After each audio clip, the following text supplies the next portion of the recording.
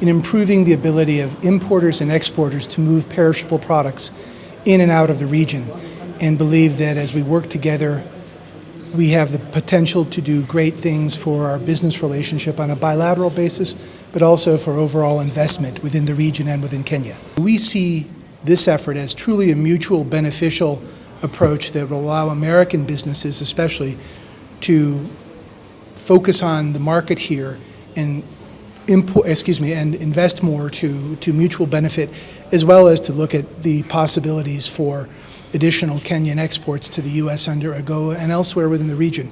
It really is truly a mutually beneficial exercise, and as the CS said, we're at the first step, but we are very enthusiastic about private sector interest, and we're seeing a lot today, and I would urge you to talk to the experts in the room and see what they think are the strongest sectors. Private sector players from the U.S., from the region, and what we are here to discuss and explore is how to develop and improve the infrastructure around cold chains, not only in our country but across the region. This is an initiative that is being led and initiated by the U.S. Commerce Department.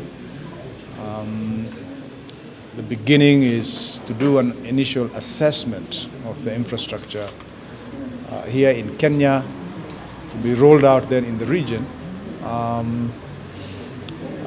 with a view to really helping deal with the challenges around the lack of infrastructure for cold chains across sub-Saharan Africa. If you think about perishable products, some of them can only, are able to stay on the shelf life for X number of days, and yet they're so critical. Horticultural sector is so critical to us here in the country. And if you go to the flower farms, all these flowers are kept in freezers, and in fridges and very significant cold rooms, and then they are flown to Europe. At least that sector is able to afford to build those cold rooms, to make sure that those flowers get to their destination when they are fresh. But if you think of many other sectors, when you talk about meat, when you talk about dairy, when you talk about fish, most of these don't have,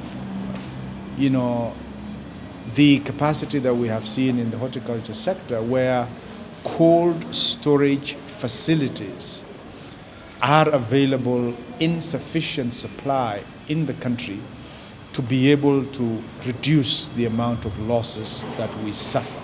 So what we have done here is really the U.S. Commerce Department has been working very hard in supporting an initiative that has engaged consultants to do an initial assessment of the landscape of what the infrastructure that is available insofar as cold chains are concerned in our country.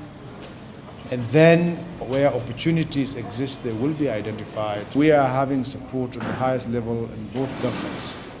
And what we want to do is to see how we can fast track this initiative so that, in no too distant future, we are able to help a lot of our farmers, our other sectors like pharmaceutical. Of this nature, through private sector investment, is going to substantially improve incomes of our people, increase our ability to trade more with markets like the US and Europe, where we're already doing to a large extent, and becomes a win-win for everybody.